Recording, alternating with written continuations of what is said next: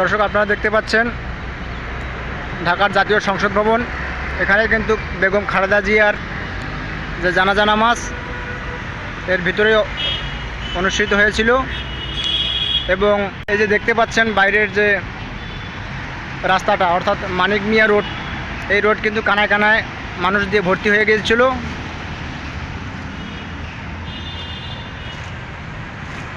এটি কিন্তু সংসদ ভবনের মেন গেট।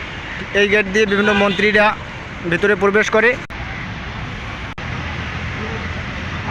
সংসদ ভবনের সামনেই দেখতে পাবেন এই যে বিভিন্ন রকম যে জুলাই যোদ্ধার আন্দোলনগুলো হয়েছিল, রক্ত,